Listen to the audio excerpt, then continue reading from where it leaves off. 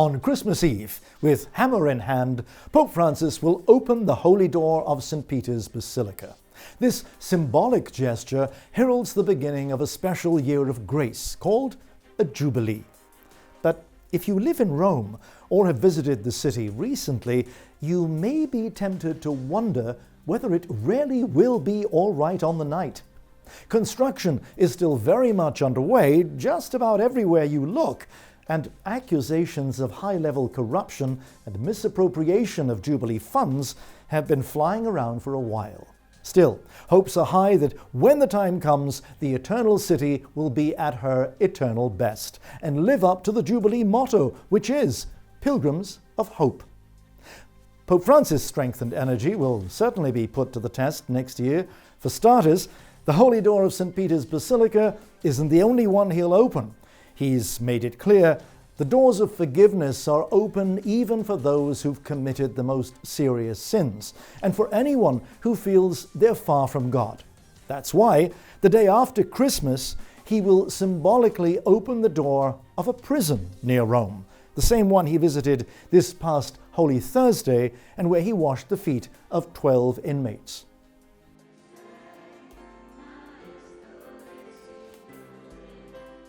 After the prison, the Pope will go on to open the holy doors of the other 3 papal basilicas in Rome, St. John Lateran, St. Mary Major, and St. Paul outside the walls.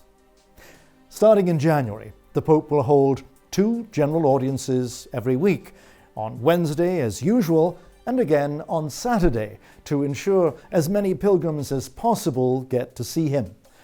One of the major events planned is the so-called Jubilee of Communication, which will bring together journalists from all over the world at the end of January. In February, there will be a Jubilee celebration dedicated to artists, the police and the army, and to deacons. March will see the Jubilee of health professionals and volunteers. And at the end of April, during the Jubilee of Teenagers, the Pope will canonize Blessed Carlo Acutis. Entrepreneurs and people representing the business world will have their own Jubilee in May. This will be followed by one for families and children. In June, new religious movements and communities will celebrate their Jubilee, and that will be followed by another dedicated to sportsmen and women. The Jubilee for young people is likely to be one of the highlights of the year, especially as it will coincide with a meeting of Catholic influencers in August. It's expected to draw hundreds of thousands of young people to Rome.